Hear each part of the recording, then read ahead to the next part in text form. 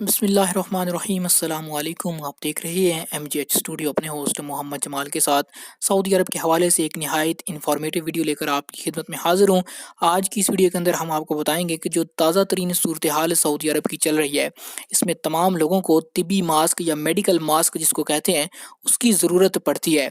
आज की इस वीडियो के अंदर हम आपको बताएंगे कि आप किस तरह एक तिबी मास्क को पहचान सकते हैं कि ये असली मास्क है या नकली मास्क है, और उसके इस्तेमाल करने का जो ऑथेंटिक तरीक़ाकार है वो क्या है। ये वीडियो देखिए कि डॉक्टर आपको एक डेमोंस्ट्रेशन देंगे कि किस तरह आप इन दोनों के अंदर फ़र्क कर सकते हैं, असली और नकली के अंदर।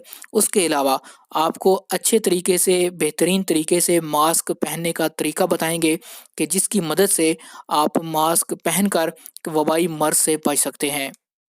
इस वीडियो को आपने मुकम्मल देखना है, चैनल को सब्सक्राइब करना है, वीडियो को ज़्यादा से ज़्यादा शेयर करना है ताकि ज़्यादा से ज़्यादा लोगों तक ये इन्फॉर्मेशन पहुंच सके और वो भी इस बात से फ़ायदा उठा सकें, असली और नकली में पहचान कर सकें। तो आइए दोस्तों, आपको वीडियो डेमोंस्ट्रेशन दिखाते हैं। كثير من التوصيات على استعمال الكمامات.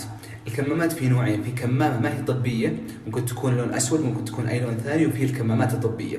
جميع التوصيات اللي تسمعها من وزارة الصحة ولا من أي جهة رسمية في المملكة أو غيرها عن استعمال الكمامات هم يتكلمون عن الكمامات الطبية. مهمة هذه الكمامات أنها تمنع خروج الإفرازات أثناء الكحة أو العطاس إلى الشخص المقابل أو إلى المحيط. لما تستعمل هذه الكمامات تلاقي فرق كبير. أول شيء لما تستعمل هذه الكمامات تلاقي إن وزنها أخف، ولما تستعملها على سبيل المثال مع استعمال هذه الولاعة تجد أنها يخرج الهواء مباشرة، ممكن أنه يطفي الولعة حقت الولاعة. في المقابل إذا شفت الكمامة الطبية المعتمدة تجد أنها أكثر كثافة، وزنها أثقل، ولها وجهين، وجه أزرق غامق من برا ووجه أزرق فاتح أو أبيض من جوا.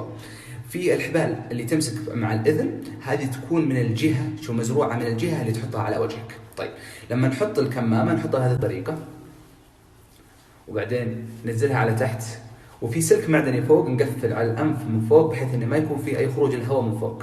لما نقفلها بشكل كويس نختبرها بالولاعة نجد إنها مستحيل إنها تطفي النار حقت الولاعة، معناها إن هذه الكمامة قادرة على حفظ الإفرازات التنفسية وما تخرج من الكمامة إلى الخارج أو إلى المحيط. نزع الكمامة مهم جدا، تنزعها من جهة الأذن، ما تمسك هذه الجهة أبدا وتحطها في سلة مهملات مخصصة. واللبس طبعا للأشخاص اللي يعانون من أعراض تنفسية أو أشخاص يقومون على رعاية، أو شخص يقوم على رعاية شخص عنده أعراض تنفسية، كحة أو عطاس أو ارتفاع درجة الحرارة.